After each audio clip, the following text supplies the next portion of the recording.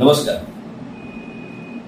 कालच नांदणी गावातून आपल्या सर्वांची लाडकी हत्नी महादेवी हिला पेटाच्या तक्रारीवरनं कोर्टाच्या आदेशानं नेण्याचं काम प्रशासनाच्या वतीनं करण्यात आलं.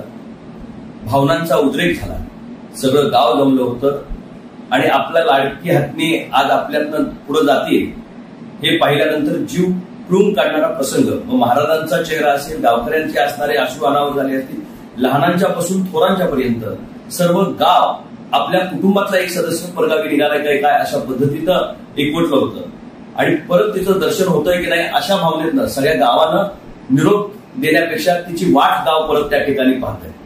मी आपला प्रतिनिधी म्हणून हा विषय अतिशय संवेदनशील आहे आणि तो लोकसभेमध्ये आता अधिवेशन सुरू आहे तो उचलावा याच्यासाठी गेले आठवडाभर प्रयत्न करतोय.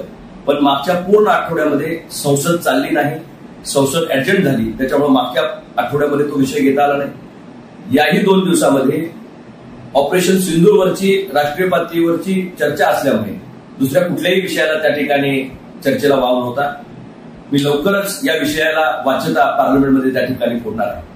पण मी पेटासारख्या संस्थांना जे स्वतःला प्राणीमित्र म्हणून घेत आहेत त्यांना मला मुद्दामून या ठिकाणी सांगितलं पाहिजे की तुम्ही माणसामध्ये आणि जनावरांमध्ये फरक करत असताना जे जनावर माणसाळलेलं आहे, जो प्राणी माणसाळलेला आहे तो तिकडं दुसरीकडे कुठंच राहू शकत नाही.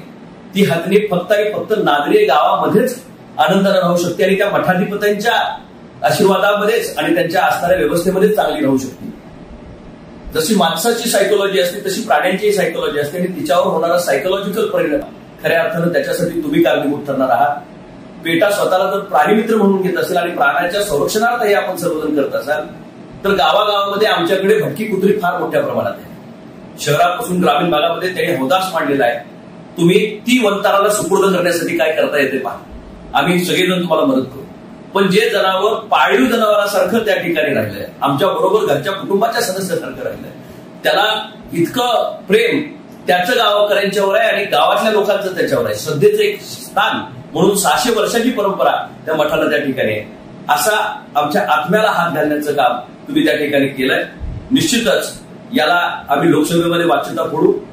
नागपंचमीच्या विषयी कालच एक चांगला महत्वाकांक्षी निर्णय केंद्र सरकारनं घेतला आणि वन्य प्राण्यांच्या यादीत असताना सुद्धा नागदेवतेच्या पूजेला परवानगी त्या ठिकाणी मिळाली आणि काल आनंदानं नागपंचमी माझ्या शिराळा गावातील आम नागरिकांनी साजरी केली.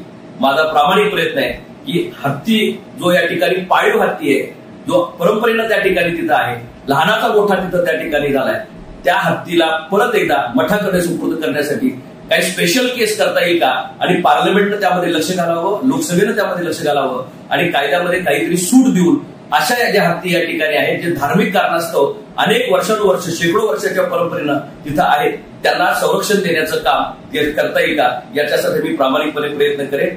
निश्चितच झालेली घटना ही वेदनादायी आहे.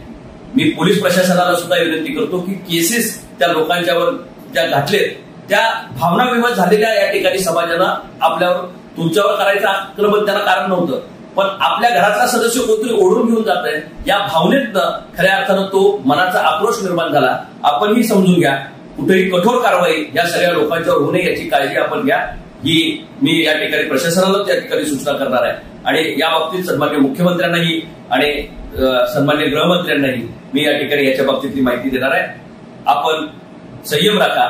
निश्चितपणे एक नागदेवतेची लढाई आपण जिंकलोय. आता दुसरी एक लढाई जी सुरू होतीये ती आपली असणारी लाडकी महादेवी परत घरात आणण्याची आणि मला निश्चित खात्री आहे की येणाऱ्या काळामध्ये यालाही आपल्याला यश येईल आणि महादेवी हत्तीला आपल्याला परत आणण्यामध्ये सर्वांना यश येईल. आपण संयमानं पुढे जावं एवढी कळकळीची विनंती. आपला प्रतिनिधी म्हणून जसं मला संधी मिळेल तसं पार्लमेंटमध्ये महादेवीचा विषय आपल्या कानावर आल्याशिवाय राहणार नाही हे वचन मी आपल्याला या निमित्तानं या ठिकाणी देतो. धन्यवाद.